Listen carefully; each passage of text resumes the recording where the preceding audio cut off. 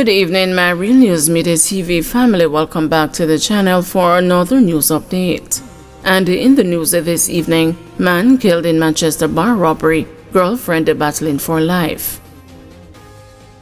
A man was shot dead and his girlfriend injured after two masked gunmen attacked them in a robbery attempt at a bar in Inverness district, Knockpatrick, Manchester on Thursday night.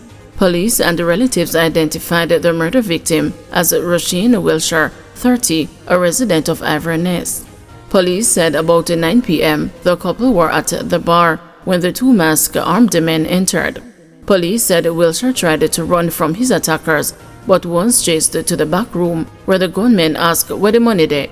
Police said the woman who operates the bar was also in the back room when the gunmen opened fire on the couple after the demand for cash was not met. The man collapsed and died at the scene, while his partner was shot in her abdomen. The gunmen then turned their weapons on a Toyota Probox taxi which was traversing by the bar.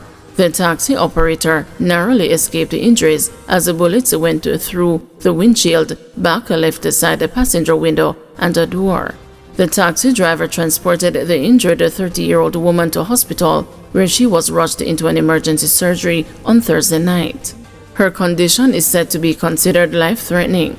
Before surgery, she was said to be responsive. This latest incident increases the murder figure for Manchester so far this year to 43.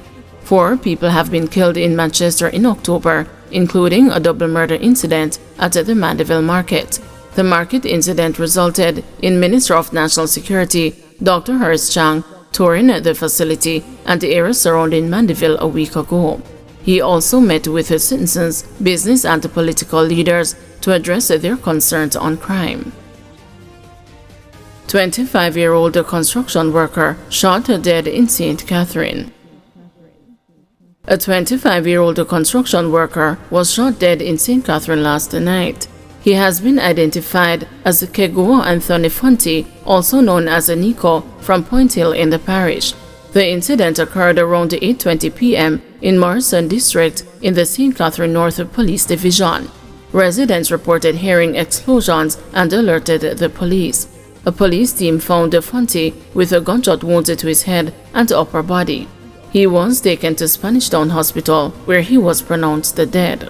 The Spanish Town Criminal Investigation Branch is leading the probe. St. James, a wanted man held, woman arrested. St. James police have arrested one of the parish's most wanted men, who was recently featured in the Jamaica Constabulary Force's Wanted Wednesday campaign. He is Lyco Maxwell, otherwise called the Nico, of Flamstead Garden in the parish. Maxwell was arrested during an operation in Garland District, Montego Bay in the parish on Friday morning. Reports are that about 3:30 a.m., lawmen carried out an operation at a premises in Garland where a bedroom was searched and Maxwell arrested.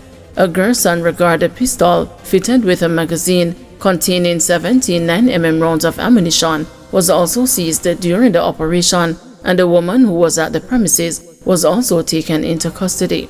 Commenting on the arrest, the commanding officer of the St. James Division, Superintendent Aaron Samuels, asked residents to cooperate with the police by sharing whatever information they have so that law and order can be maintained. We are asking the citizens of St. James to just tell us what they know and pass on the information. We want to ensure that you are able to have a crime-free or low-crime Christmas, he said. SOE declared in East Kingston after massive shooting at Rockford football game. A state of public emergency has been declared in Rockford and its surrounding areas within the Kingston East Division. This follows the fatal shooting of 5 people at a football match in Rockford on Monday evening. The SOE was declared after thorough assessments by the security forces, which indicated that the elevated levels of violent criminal activity within the designated areas were of such severity and scale that they pose a significant threat to public safety, according to a government release. The boundaries of the state of public emergency are defined as follows.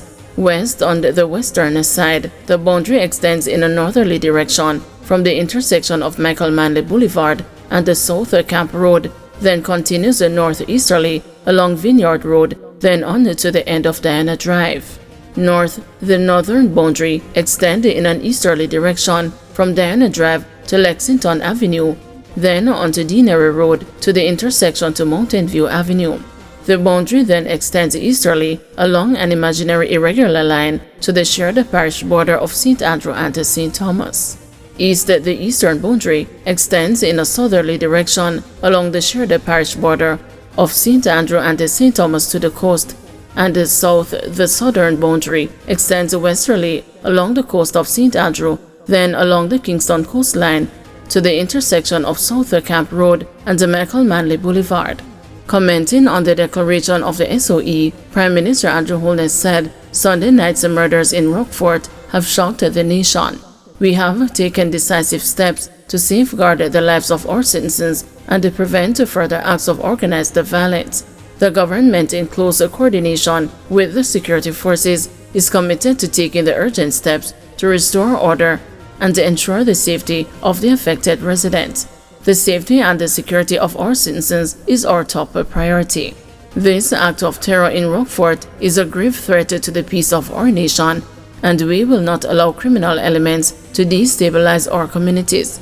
The security forces have been fully mobilized, and we will use all available resources to bring the perpetrators to justice and to restore calm, added Deputy Prime Minister and the Minister of National Security, Dr. Horace Chang. Man's shooting death breaks Mount Salem Zozo's murder-free status. The St. James police say Thursday's murder of a man in Mount Salem was the first committed in the zone of special operations since the start of the year. The deceased has been identified as 52-year-old Donovan Hills, otherwise called Pepper, a mason of Green Pond in the parish. Mr. Hills and his spouse went to Campbell's Lane to carry out repairs on a step when he was approached by 5 men who shot him. 2 men were arrested and 2 illegal firearms seized, following swift action by the police. Superintendent Aaron Samuels, commanding officer for the St. James Police, says the division is still on the path to ending the year with a reduction in murders. Unfortunately, we could not end the year in Mount Salem zone of special operation. We wanted to end the year without a murder, but unfortunately, that's not the case now.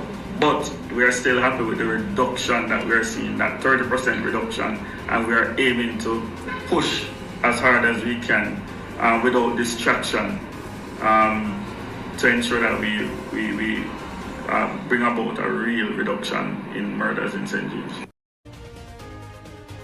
NWU says it stands ready to defend the rights of tourism workers. The National Workers Union says it stands ready to defend the rights of Royalton Hotel staff and other tourism workers. The pronouncement follows Monday's industrial action by staff at the 2 Royalton hotels in western Jamaica. The workers protested over low wages, the absence of canteen facilities, and the poor management and employee relations. Granville Valentine, General Secretary of the National Workers Union, says it is unfortunate that workers in one of the richest industries are being exploited. It is very strange that one of the richest industry has some of the poorest workers and some of the poorest working conditions. We as leaders, as a society, must do better and must do more to assist these workers. No job security at all. 3 months contract, 6 months contract, 9 months the longest contract, rolling over with at a fixed end and no option for renewal. These workers have to accept any treatment that is meted out to them. We, the trade union movement, stand with them, and the way these workers are treated is unacceptable. The working conditions are unacceptable. We are ready to represent their rights and their justice. These short-term contracts must be sorted out by way of legislation where fair play is at the table. We need livable wage for these workers. We need workers to be paid a decent wage. And we are calling on the authority, we are calling on the powers that be to fix this. We we are willing to come to the table in defense and as a vanguard of the working class to ensure that fairness and justice and that our voices and our experiences are lent to these workers and these workers' working conditions to ensure that these workers are better off and that we can continue to have a prosperous tourist industry. Thank you everyone for watching. See you tomorrow morning at 6 a.m. for another news update.